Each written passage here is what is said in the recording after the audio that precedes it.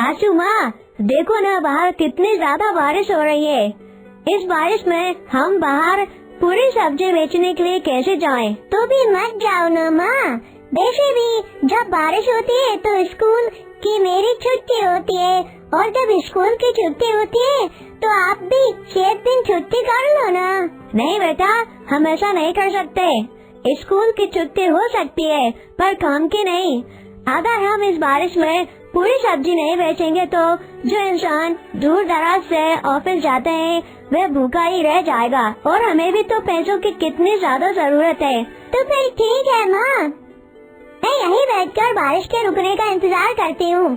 जैसे ही बारिश रुकेगी मैं आपको बता दूंगी, फिर आप और दादी चले जाना ठेला लगाकर पूरी सब्जी बेचने के लिए। कुछ दिनों से पूरी सब्जी सही से बिक नहीं रही।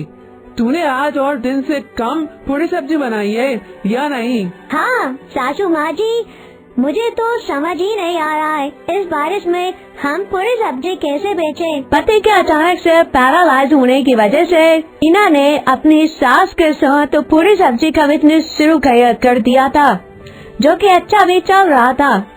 पर जब से मार्केट में बिरयानी आई थी उनकी बिक्री कम हो गई थी, क्योंकि हर दूसरे शख्स की जुबान पर बिरयानी का स्वाद चढ़ गया था और लोग बिरयानी खाना भूल गए थे और लोग पूरी सब्जी खाना भूल गए थे।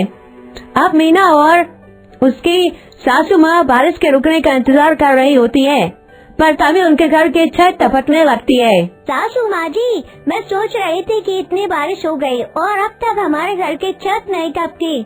यहाँ जी देखो, ये एक और नई मुसीबत आ गई। बहू मीना, ये मुसीबत तो हर बारिश में आती है।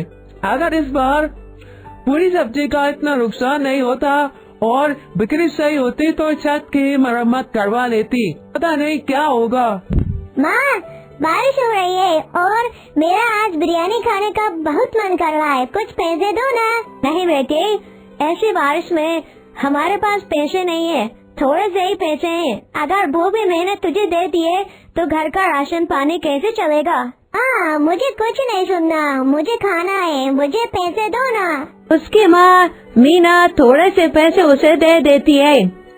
मीना की बेटी बारिश में जाती है और बिरयानी लेकर आती है और घर आकर उस बिरयानी को बड़े ही चाव से खाती है। मीना अपनी सासू माँ से कहती है, अजी अगर हम बारिश के रुकने का यूं ही इंतजार करते रहे तो आज भी हमारी पूरी सब्जी नहीं बिकेगी।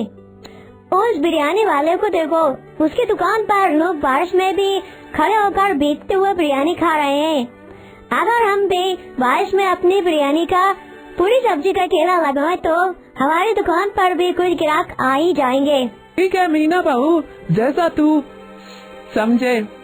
उसके बाद से दोनों सास और बहू बारिश में भीगते हुए केला लेकर निकल जाती हैं और बारिश में ही अपना पूरी सब्जी का ठेला लगाकर खड़े हो जाती हैं। लेकिन उनके ठेले पर कोई भी ग्राहक नहीं आता है। वहीं दूसरी तरफ बिरयानी वाले के ठेले पर ग्राहकों की भीड़ लगी हुई होती है और वह बारिश की बूंदों में भीगते हुए बिरयानी खा रहे होते हैं।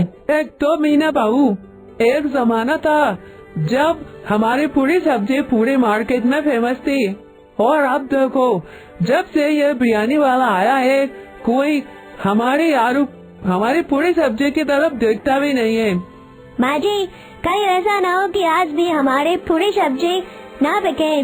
सही से बिक्री ना होने की वजह से मीना और मीना के सास बहुत परेशान हो जाती हैं और देखते ही देखते रात हो जाती है और पूरे दिन में उनके आधी पूरी सब्जी भी खत्म नहीं होती है और घर जाकर मीना बची हुई पूरी सब्जी गरीबों में बांट देती है। माँ जी, कुछ दिनों से बहुत ज्यादा नुकसान हो रहा है, हमें कुछ सोचना होगा।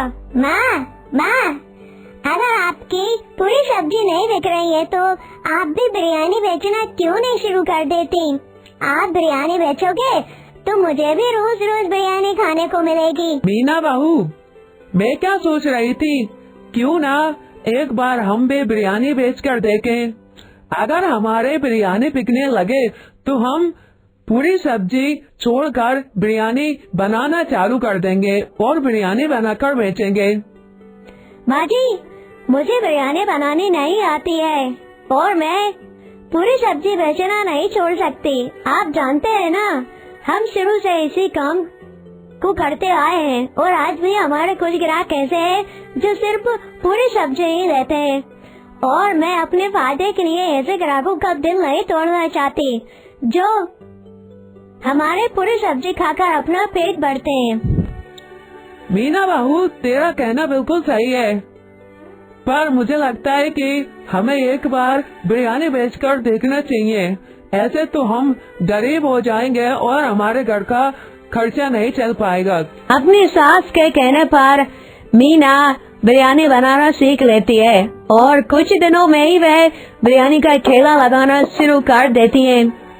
शुरुआत में तो उनके ठेले पर बहुत कम ग्राहक आते हैं, लेकिन जैसे जैसे मीना बिरयानी बनाने में एक्सपर्ट हो जाती है, वह उस दूसरे बिरयानी वाले को भी पीछे छोड़ देती है और देखते ही देखते मीना और मीना की सास के ठेले पर लोगों की भीड़ लग जाती है और उनके खूब बिरयानी बिकने लगती है।